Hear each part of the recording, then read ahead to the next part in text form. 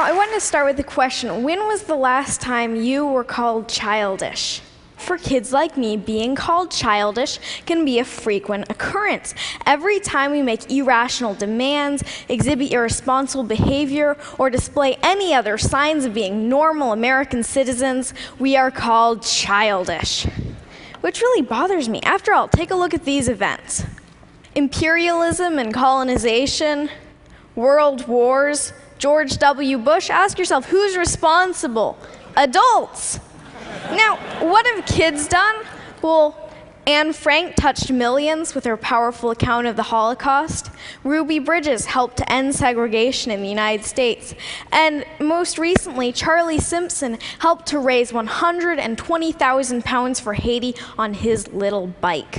So as you can see evidenced by such examples, age has absolutely nothing to do with it. The traits the word childish addresses are seen so often in adults that we should abolish this age discriminatory word when it comes to criticizing behavior associated with irresponsibility and irrational thinking.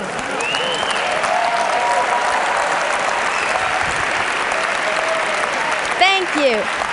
Then again, who's to say that certain types of irrational thinking aren't exactly what the world needs? Maybe you've had grand plans before, but stopped yourself thinking, that's impossible, or that costs too much, or that won't benefit me.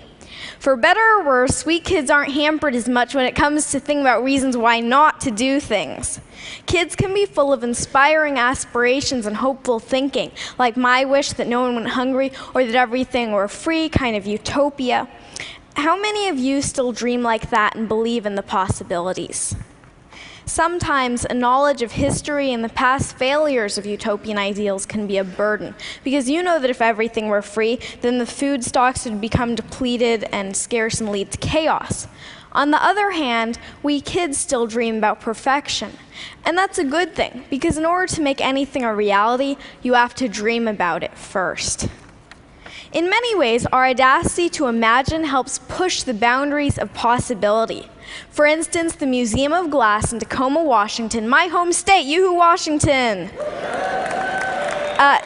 has a program called Kids Design Glass, and kids draw their own ideas for glass art. Now, the resident artist said that they got some of their best ideas from the program because kids don't think about the limitations of how hard it can be to blow glass into certain shapes. They just think of good ideas. Now, when you think of glass, you might think of colorful Chihuly designs or maybe Italian vases, but kids challenge glass artists to go beyond that, into the realm of broken-hearted snakes and bacon boys, who you can see as meat vision. Now, our inherent wisdom doesn't have to be insider's knowledge. Kids already do a lot of learning from adults, and we have a lot to share. I think that adults should start learning from kids. Now, I do most of my speaking in front of an education crowd, teachers and students, and I like this analogy. It shouldn't just be a teacher at the head of the classroom telling students, do this, do that. The students should teach their teachers. Learning between grown-ups and kids should be reciprocal. The reality, unfortunately, is a little different, and it has a lot to do with trust, or a lack of it. Now, if you don't trust someone, you place restrictions on them, right? If I doubt my older sister's ability to pay back the 10% interest I established on her last loan, I'm going to withhold her ability to get more money from me until she pays it back. True story, by the way. Now, adults seem to have a prevalently restrictive attitude towards kids, from every don't do that, don't do this in the school handbook, to restrictions on school internet use. As history points out, regimes become oppressive when they're fearful about keeping control. And although adults may not be quite at the level of totalitarian regimes, kids have no or very little say in making the rules, when really the attitude should be reciprocal, meaning that the adult population should learn and take into account the wishes of the younger population.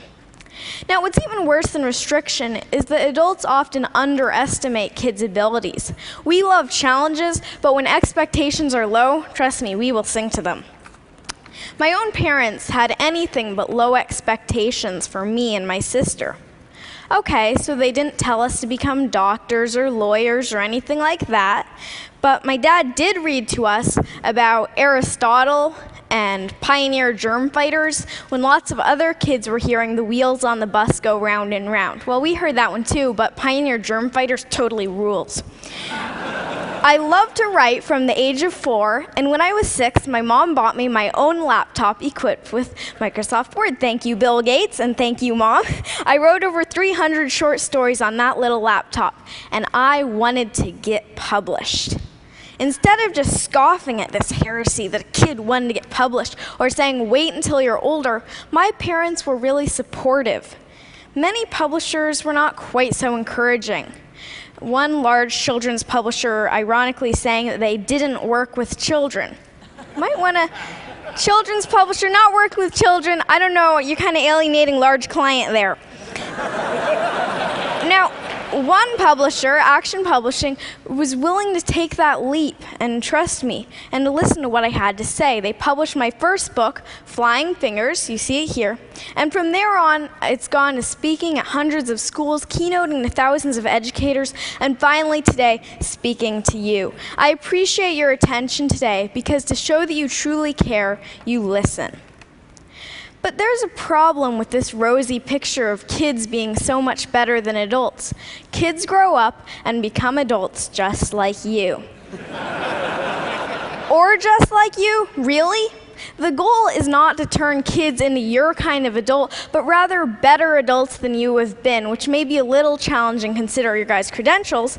But the way progress happens is because new generations and new eras grow and develop and become better than the previous ones. It's the reason we're not in the dark ages anymore. No matter your position or place in life, it is imperative to create opportunities for children so that we can grow up to blow you away. Adults and fellow Tedsters, you need to listen and learn from kids, and trust us and expect more from us. You must lend an ear today because we are the leaders of tomorrow, which means we're going to be taking care of you in your old and senile. No, just kidding. Actually, no, really, we are going to be the next generation, the one who will bring this world forward. And in case you don't think that this really has meaning for you, remember that cloning is possible, and that involves going through childhood again, in which case you will want to be heard just like my generation. Now, the world needs opportunities for new leaders and new ideas. Kids need opportunities to lead and succeed. Are you ready to make the match? Because the world's problems shouldn't be the human family's heirloom. Thank you. Thank you. Thank you.